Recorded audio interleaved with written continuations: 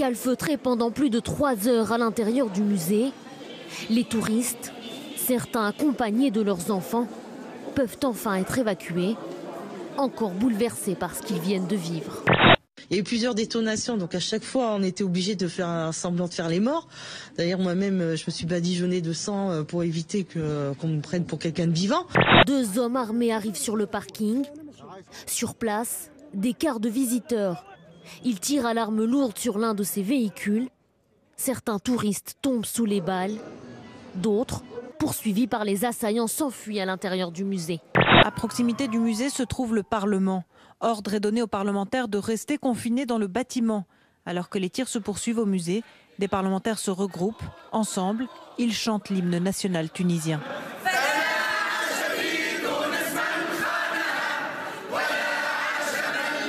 Il y aurait parmi les victimes 5 Japonais, 4 Italiens, 2 Colombiens, 2 Tunisiens, mais aussi une Espagnole, une Britannique, un Australien et un Polonais.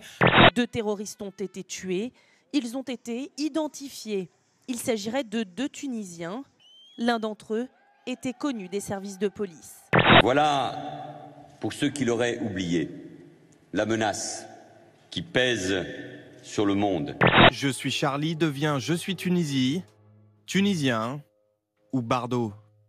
Les messages de solidarité inondent la toile depuis l'attaque terroriste perpétrée hier au musée Bardo à Tunis. Des dizaines de personnes ont continué à se rassembler dans la soirée devant le théâtre municipal, non loin du lieu du drame. Un message d'unité et de défiance à l'égard des terroristes qui ont ébranlé le pays.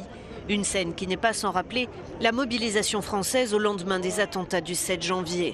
Ils essayent d'effrayer, ils essayent d'affaiblir ce pays parce que ce pays a voulu montrer à l'ensemble des pays qui ont connu notamment le printemps arabe qu'il y a une voie démocratique. Rassemblons, et donc ce pays, la Tunisie est un modèle pour un certain nombre de pays de la Méditerranée, et il faut que ce modèle, cette voie vers la laïcité, cette voie vers la démocratie, eh bien elle se prolonge, et c'est la responsabilité de la France, et c'est la responsabilité de l'Europe que d'aider la Tunisie. Je pense aux Tunisiens qui accueillent déjà beaucoup de réfugiés venant de Libye et qui ont réussi une transition démocratique exceptionnelle. Pays du printemps arabe. Oui, la France doit être solidaire. À l'inverse de la Libye ou de l'Algérie, aucun groupe en Tunisie n'a prêté allégeance à l'État islamique. Mais l'organisation compte dans le pays de nombreux partisans. 2000 à 3000 Tunisiens feraient actuellement le djihad en Syrie et en Irak, et 500 seraient déjà rentrés dans leur pays et constituent une menace pour les autorités. L'idée que nous sommes intervenus sans réfléchir dans les circonstances dont vous vous souvenez en Libye a créé un chaos qui n'a pu qu'aggraver la totalité des conflits qui sont dans cette région. François Bayrou, 2003, les États-Unis interviennent en Irak, mettent nous étions à terre. contre et nous avions bien fait. Nous sommes vraiment dans une guerre souterraine. Je l'ai dit, on me l'a reproché. Internationale, mondiale. Et cette guerre, elle est souterraine. Je veux que le peuple tunisien comprenne que nous sommes en guerre contre le terrorisme et que cette minorité de sauvages ne nous fait pas peur. Nous les combattrons sans merci jusqu'à notre dernier souffle. Le président de la République tunisienne, il a tout dit, d'un mot. Ça ne va pas vous plaire parce que vous avez l'emblème du scoutisme journalistique comme beaucoup d'entre vos confrères, et je le respecte. C'est quoi ce procès d'intention? Il n'y a pas d'espoir pour ces gens et la Tunisie doit se lever contre ces militants et les balayer. Le président tunisien a dit il faut les supprimer.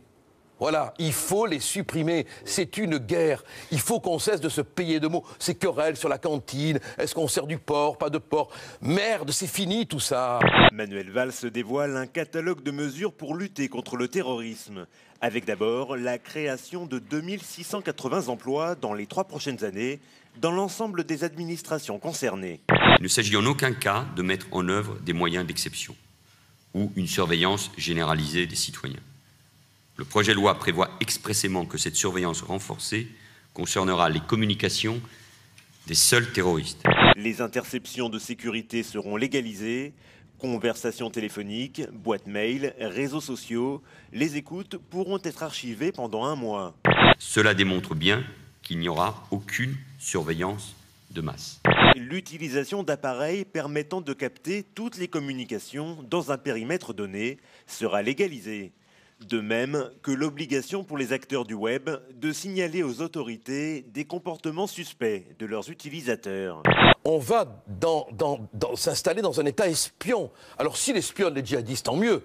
Mais quand on voit comme il a travaillé sur Mera et quand on voit comme il a pu prévenir les derniers attentats, on peut s'inquiéter. Et si c'était le prix à payer Non. Pour avoir une sécurité totale sur le pays? Non, le prix à payer pour avoir la sécurité, c'est de cesser de faire de l'angélisme, c'est de ne pas avoir peur de nommer les choses.